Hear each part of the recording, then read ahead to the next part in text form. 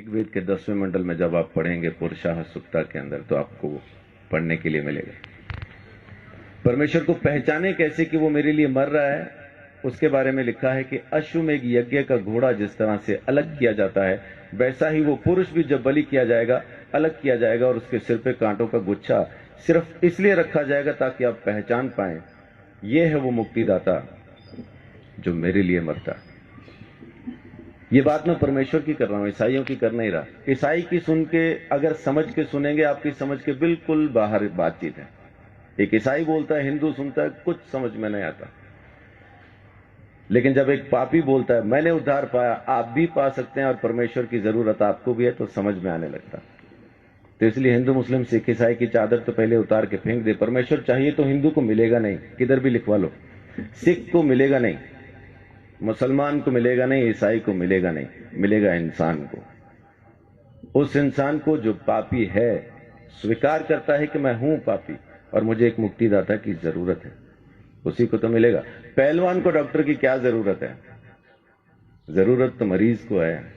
तो धर्मी को परमेश्वर नहीं चाहिए, परमेश्वर तो पापियों को चाहिए, और पापियों को बचाने ही वो जमीन पे आया है। यही उसकी मोहब्बत है। तो मैं अपनी बात को यहां खत्म करता हूं कि परमेश्वर प्रेम है। बाइबल के अंदर लिखा है, पहला यूहन्ना की पत्री में 4 अध्याय में लिखा है कि परमेश्वर प्रेम है। उसके प्रेम को समझेंगे तो आप अपने पापों से मुक्ति पा सकेंगे। दोबारा जन्म होना नहीं है आपका। माफ कीजिए, एक चीज ये छोटी सी क्लियर करके मैं अपनी बात को खत्म करूंगा, क्योंकि अपन को शैतान ने एक वहम में डाला हुआ है कि इस जन्म में नहीं तो अगले में मुक्ति हो जाएगी, इसलिए अपन आराम से बैठे। कहने वाले ने कहा था काल करे सो आज कर, आज करे सो अब, पल में प्रलय होगी, बहुरी करेगा कब। लेकिन शैतान ने बोला आज करे सो काल कर, काल करे सो परसों। इतनी जल्दी क्या पड़ी है जब जीना है बरसों। बच्चे, आपका नाम क्या है? ध्रुव। आपके बच्चे कहां हैं? अजीब सवाल है। उम्र क्या है आपकी? 9 साल के बच्चे से मैं पूछ रहा हूं कि आपके बच्चे कहां हैं? आम के पेड़ पे जो मई जून में आम लगने हैं, इस वक्त कहां है? बहुत बहुत शुक्रिया। गुरुजी कहते हैं आम में, उसी पेड़ में वो आम है जो मई जून में दिखाई देंगे। तो ध्रुव के बच्चे कहां हैं? ध्रुव में। जब उसका मौसम आएगा बच्चे नजर आएंगे। तो जब ध्रुव नहीं था तब उसके बच्चे कहां थे? पापा में। और जब पापा नहीं थे तब ध्रुव के बच्चे कहां थे? दादा में। जब दादा नहीं थे तो कहां थे? तो उनके पिता में, उनके पिता में, उनके पिता में। ऐसा अपन किताब को फोल्ड करते जाएं तो उस आदम में पहुंच जाते हैं जिसको परमेश्वर ने बनाया, और उसमें बीज डाल के कहा अब तुम पैदा करो। हर जानवर को, हर प्राणी को, हर चीज को परमेश्वर ने बीज के साथ बनाया और आज्ञा दी अब तुम पैदा करो। तो जब परमेश्वर ने आदम को बनाया, हम आदम में थे। जब परमेश्वर ने आदम को यह आज्ञा दी ये फल न खाना, तब हम आदम में थे। जब आदम ने आज्ञा तोड़ी तब हम आदम में थे। जब आदम परमेश्वर से अलग हुआ तब हम आदम में थे। इसी तरह से हम परमेश्वर से अलग हो गए। हमने किया कुछ नहीं, खाया पिया कुछ नहीं, गिलास तोड़ा 12 आना किया आदम ने, अलग हम हो गए।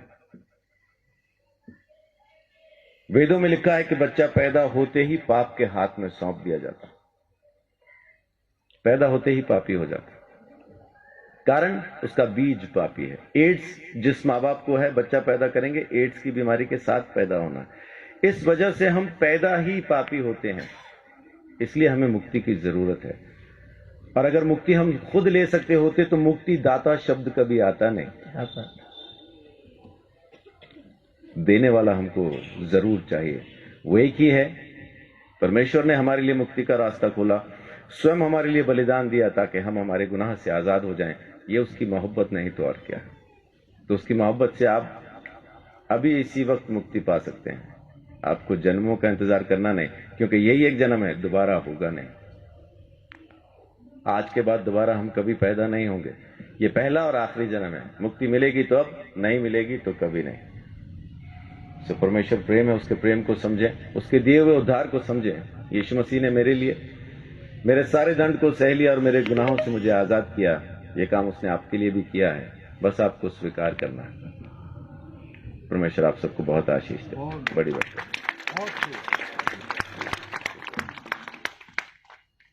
बहुत बहुत धन्यवाद पास्टर संदीप चौधरी जी का।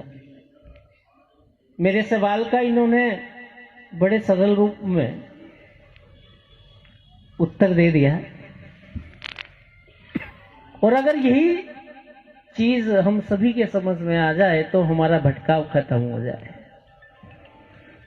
मैं इनका बहुत बहुत धन्यवाद करता हूं कि इस गुरुदेव के रचित सर्वधर्म सम्मेलन के अंदर आपने पहुंचकर इस उत्सव की शोभा बढ़ाई है।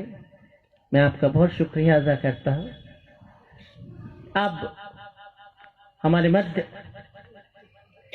स्वामी रामानंद सरस्वती जी